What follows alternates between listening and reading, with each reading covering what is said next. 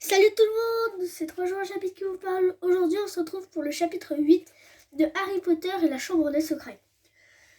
Il s'appelle l'anniversaire de Bord. Octobre arriva, répandant un froid humide dans le château et ses alentours.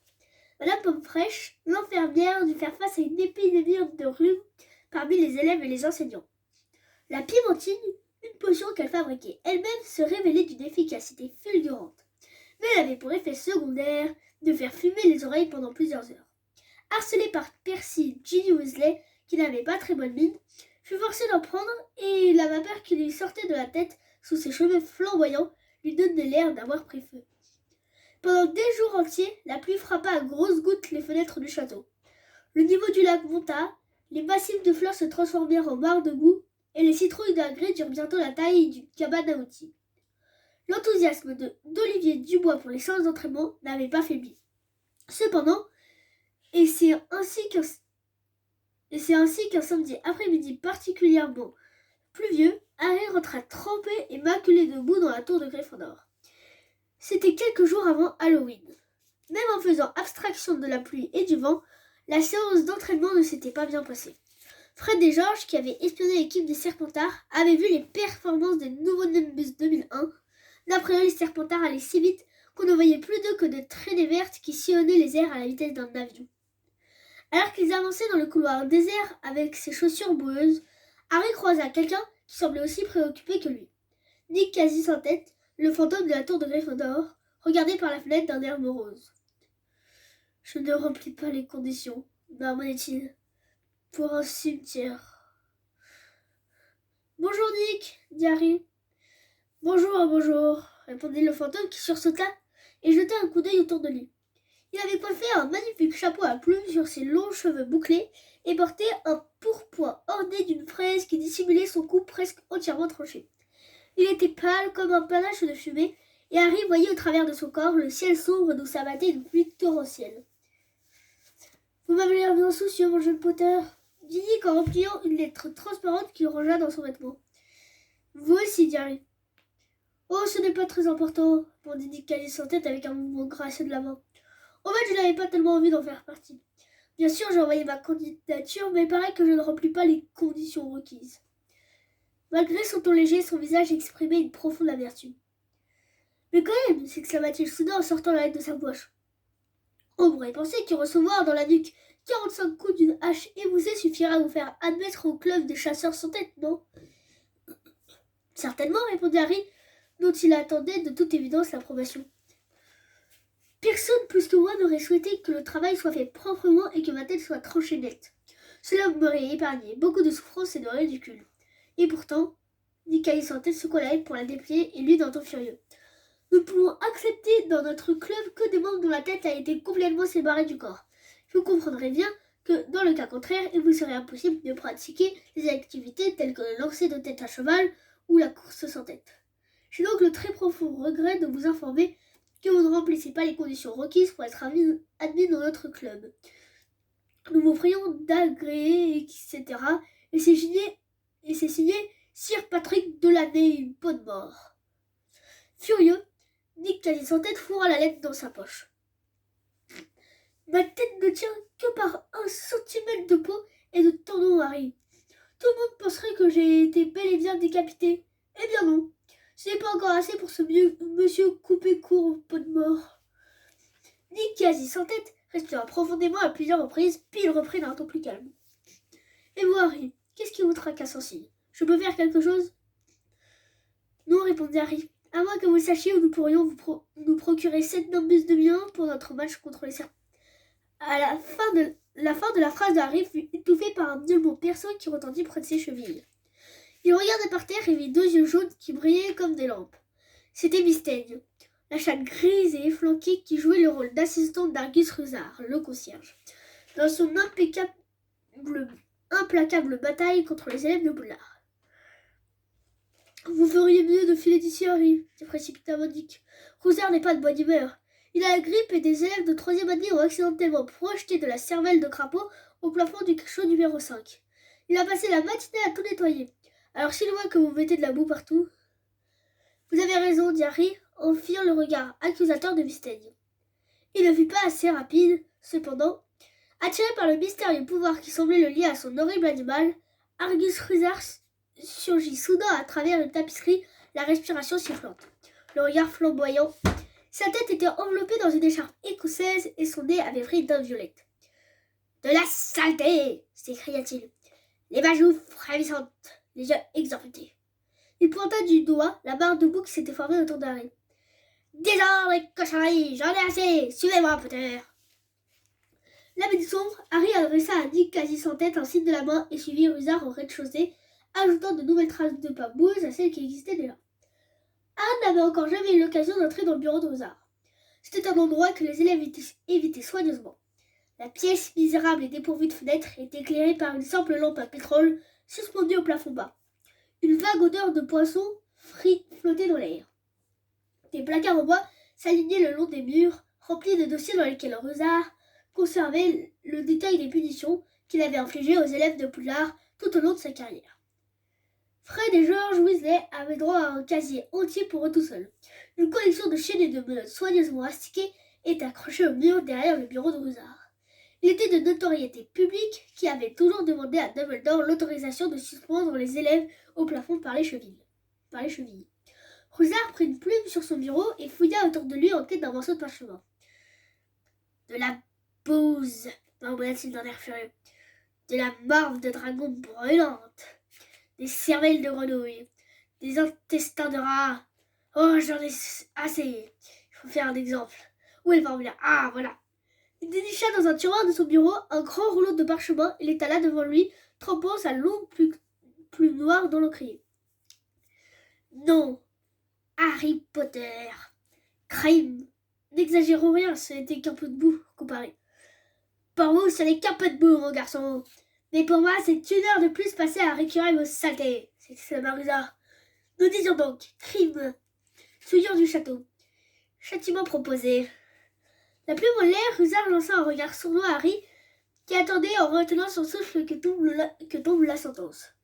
Mais au moment où le concierge abaissa à nouveau sa plume, un grand poum juste au-dessus du bureau fit vaciller la lampe à pétrole suspendue au plafond.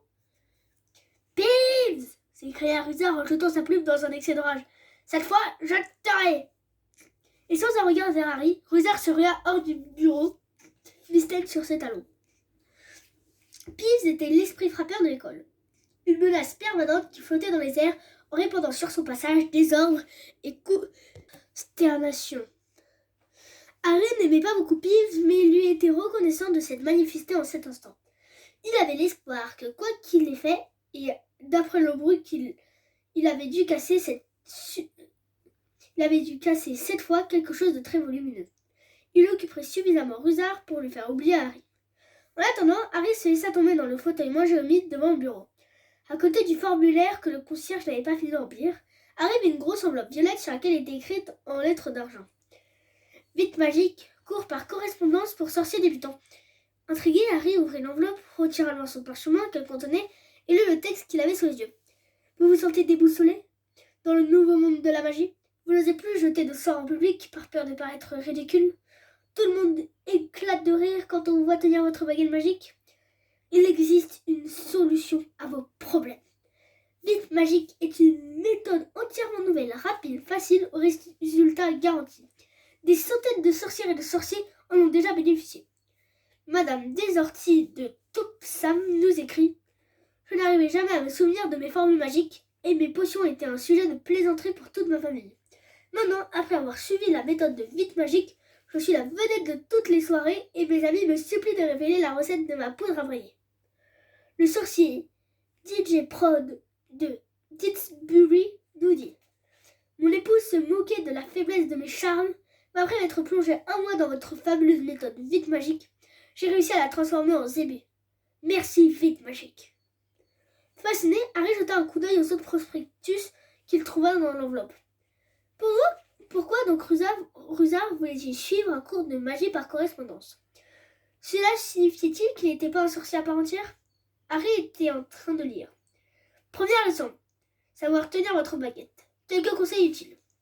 Lorsqu'il entendit le pas du concierge dans le couloir, Harry remit aussitôt les prospectus dans l'enveloppe qui jeta sur le bureau à l'instant où la porte s'ouvrait. Rusard avait l'air triomphant. « Cette armoire à disparaître avait une grande valeur, dit-il à Mystène d'un air joyeux.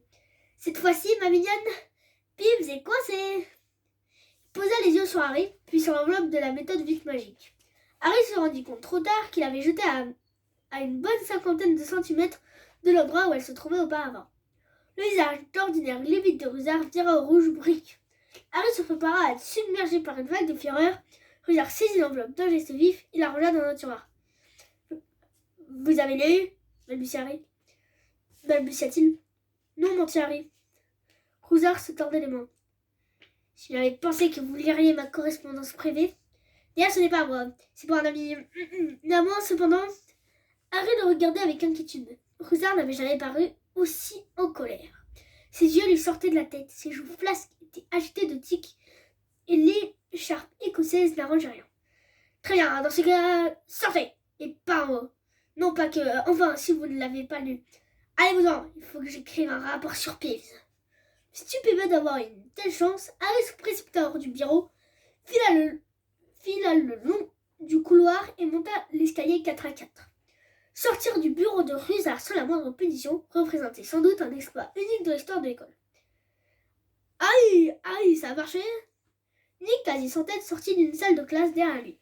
Harry vit les restes d'une grande armoire noire et or qui avait dû tomber de haut et s'était fracassée sur le sol. J'ai réussi à convaincre Pibbs de la laisser tomber juste au-dessus du bureau de Rusard, dit Nick. J'espérais détourner son attention. C'était vous dit Harry avec reconnaissance. Oui, ça a très bien marché. Je n'ai même pas eu de retenue. Merci, Nick. Ils repartirent ensemble le long du couloir. Harry remarqua que Nick, quasi sans tête, tenait toujours à la main la lettre de refus de Sir Patrick. J'aimerais bien faire quelque chose pour vous à propos de cette histoire de club, dit Harry. Nick s'arrêta net. Surpris, Harry n'eut pas le temps d'éviter et lui passa au travers. Il eut l'impression d'avoir franchi une cascade glacée. Il y a quelque chose que vous pouvez faire, s'exclama Nick d'une voix surexcitée. Harry, serait-ce que vous demander de... Non, vous n'allez pas accepter. De quoi s'agit-il? Le jour de Halloween. Ce sera le 500e anniversaire de ma mort, dit Nick, quasi sans tête, en se regorgeant. Ah, dit Harry, qui ne savait pas s'il devait avoir l'air joyeux ou désolé. À cette occasion, j'organise une petite fête dans le plus grand des cachots. Des amis viendront de tout le pays et ce sera pour moi un tel honneur si vous accepteriez de vous joindre à nous. Monsieur Weasley et Miss Granger seraient également les bienvenus. Cela va sans dire. Mais je me doute que vous préférez assister à la fête de l'école. Il regarda Harry d'un air anxieux. Oh non, dit aussitôt Harry, je serais ravi de venir. Ah, cher ami, Harry Potter présent à l'anniversaire de ma mort. Et il hésita un instant, l'œil brillant d'excitation. Croyez-vous que vous pourriez éventuellement dire à Sir Patrick combien vous me trouvez impressionnant et même terrifiant? Bien sûr. Nick, quasi sans tête, eut alors un sourire radieux. Un anniversaire de mort? Dit Hermione avec enthousiasme lorsqu'Harry fut redescendu dans la salle commune après s'être changé. Il ne doit pas y avoir beaucoup de vivants qui peuvent se vanter d'avoir assisté à ce genre de fête. Ça va être passionnant. Fêter l'anniversaire de sa mort, quelle idée! Bougonna Ron, qui était en train de faire ses devoirs. Je ne vois pas ce que ça a de réjouissant.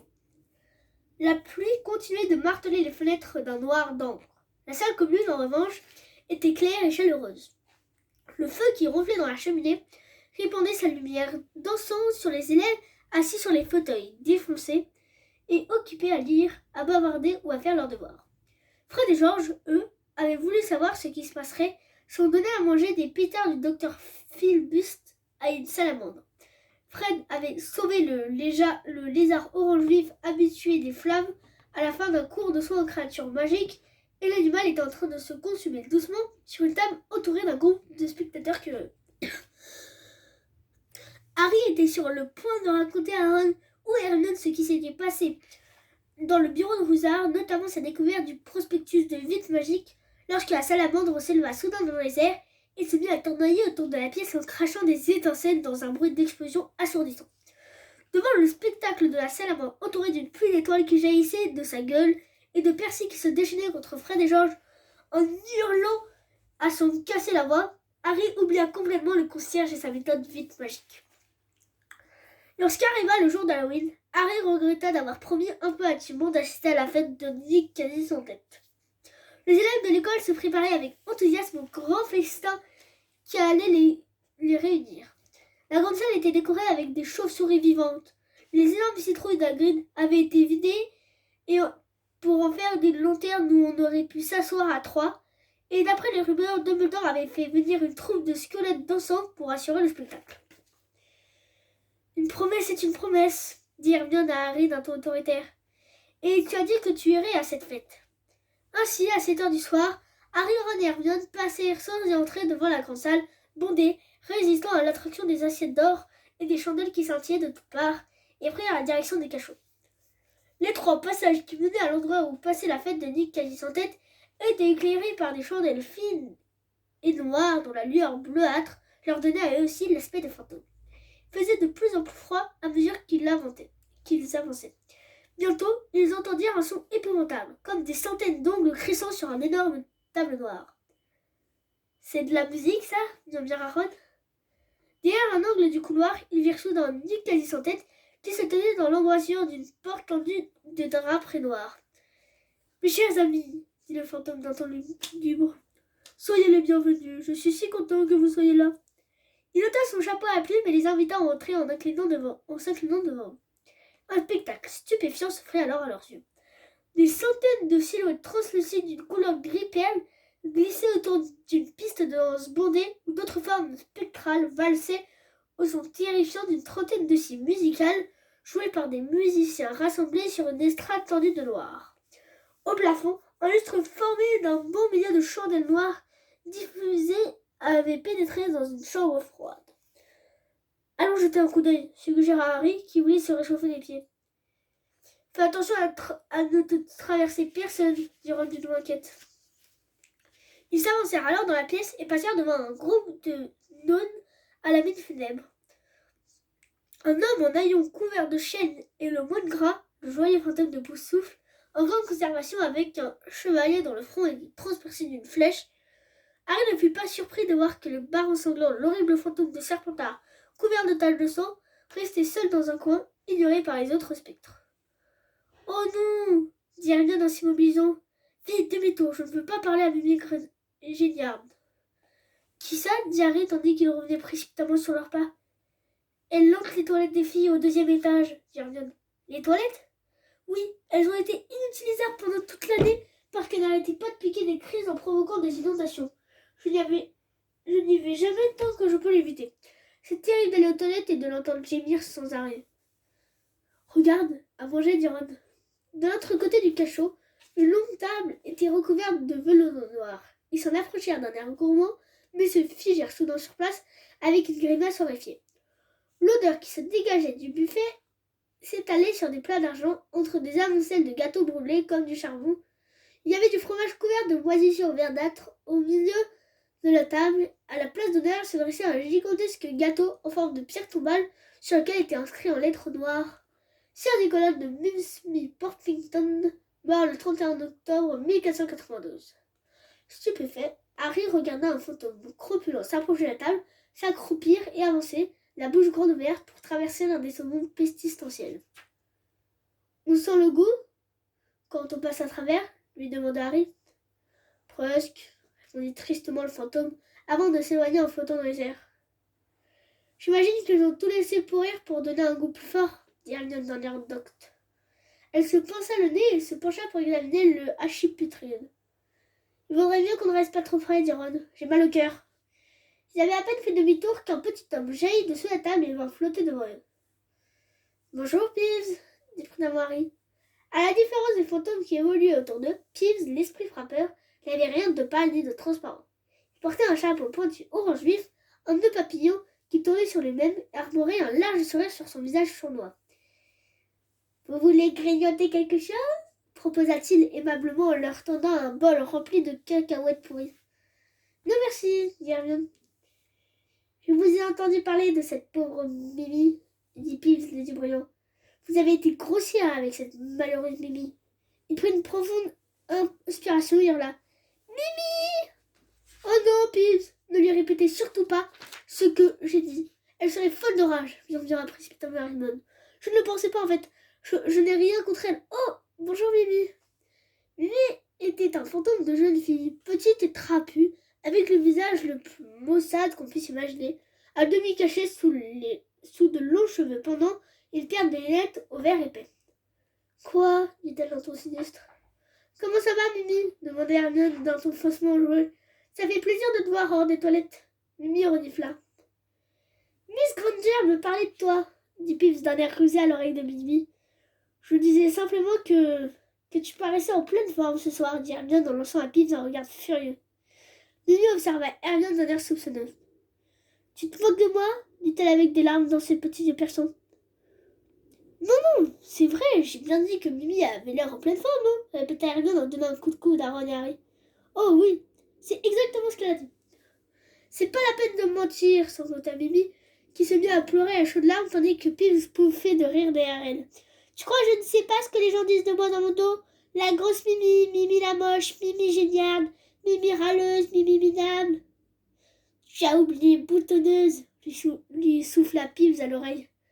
Mimi géniale fut alors secouée de sanglots et se précipita hors du cachot, poursuivie par Pips qui la bombardait de cacahuètes pourries en criant « Boutonneuse, boutonneuse !» Oh là là, dit tristement Hermione. Nick, quasi sans tête, se glissa vers eux en traversant la boule. Vous vous amusez bien demanda-t-il. Oui, mentirent-ils en chœur. Belle soirée, dit Nick fièrement. La veuve pleureuse est venue spécialement du Kent. Il va bientôt être l'heure de mon discours. Je vais prévenir l'orchestre. Mais au même moment, l'orchestre s'arrêta tout seul. Tout le monde fit silence en regardant partout d'un air surexcité. Le son d'un corps de chasse venait de retentir. Ah, les voilà, dit Nick d'un ton amer. Une douzaine de chevaux fantômes traversèrent soudain le mur du cachot, montés chacun par un cavalier sans tête. Les invités applaudirent à tout rompre. Harry se mit à applaudir également, mais ils s'interrompirent en voyant la tête de Nick. Les chevaux galopèrent jusqu'à la piste de danse, puis s'arrêtèrent au milieu en se cabrant avec élégance. En tête de la troupe, un fantôme de haute stature tenait sous le bras sa tête qui sonnait du corps. Il descendit de cheval, leva sa tête à bout de bras pour jeter un coup d'œil à la foule qui éclata de rire et s'avança vers les quasi sans tête en enfonçant sa tête sur ses épaules. « Nick !» criait-il. « Comment vas-tu? Ta tête tient toujours ?» Il éclata d'un rire sonore et lui donna une grande tape sur l'épaule. « Sois bienvenu, Patrick !» dit Nick d'un ton raide. « Ma parole, mais il y a des vivants ici !» s'exclama Sir Patrick en voyant Harry, Ron et Hermione. Il fit semblant de sursauter et sa tête tomba à nouveau, provoquant l'hilarité générale. « Très drôle !» dit Nick d'un air sombre.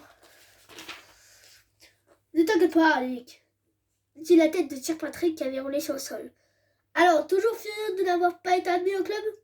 Moi aussi.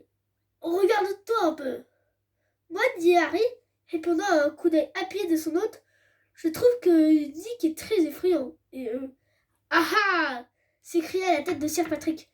Je parie que c'est lui qui vous a demandé de lire ça, jeune homme.